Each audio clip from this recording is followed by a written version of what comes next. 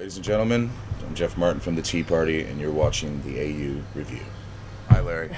Jeff, it's good to see you again. Yes, very good to see you. Last time we spoke was you were embarking on the first run of Tea Party shows, where you played the Horden Pavilion, which you filmed, and which was I wasn't at the concert, but I've since gotten to relive it through the DVD. Yeah, very good. So I guess talk us through that initial run of shows that you did in Australia. Well, I think there was three things that we needed to achieve, once we decided to get back together. The first thing was we had to know that we could get back on stage, the three of us, and be that band again, and the magic, the fire, the passion, and all that, right? And and what the three of us proved, especially on that tour, and that night at the Horden or whatever, any of the nights, was that yes, here's the band again.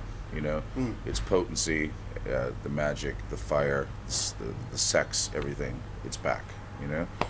And that was a relief for the three of us, that we could do that once again, and maybe even be better than what we were, which I do believe we are. So the second thing we had to do on that tour was rekindle, the trust and the friendship and whatnot again, because, without going into it, I needed to prove to Jeff and Stuart that I could be, and that I was once again, the captain of the ship,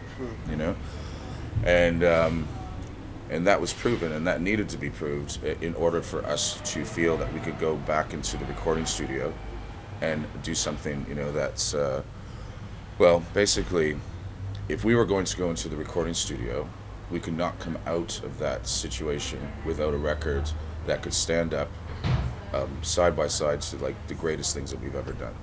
It just had to be that, or it was not going to be anything. And and so the three of us, being our own worst critics, we're very hard on each other, and on what we need to achieve. The integrity is, it's uber, in this band, right? And we came out of it. We came out the other side. We took our time. How long did that process take? It was over a year and a half, I'd say. There was four sessions in all. 2 writing sessions and 4 recording sessions. And which gave us time, to let it sort of, shall we say,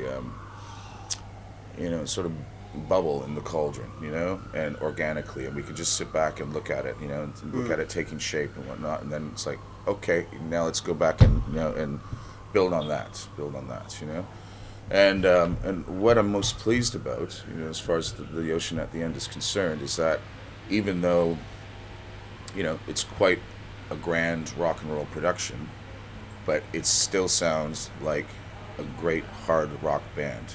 It's just that. And it's very guitar driven, which Jeff and Stuart are very happy about. Because what are they also happy about? They're happy about the guitar solo in the Ocean at the End, because I haven't played a guitar solo on record for quite some time, like anything of note, anyways, right? And Burroughs has always been bugging me, and so is my father, because my dad being like a big blues aficionado, it's like, why don't you play more blues, boy, and play it on the. So it's like I just got it all out in one fell swoop, on that. So that was good, and we had a blast making it. The work ethic was great, because. Probably my fault, in the past, when the last days of the Tea Party, or like, the last couple of records, the recording sessions were too much of a party, and not putting not me not putting my head down, enough, right?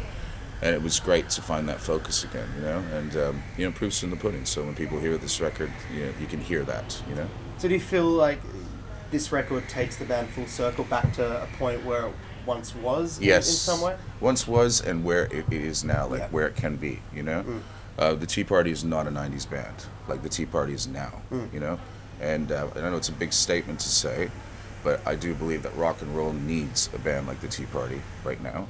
And so, and we're happy to fill that prescription, so,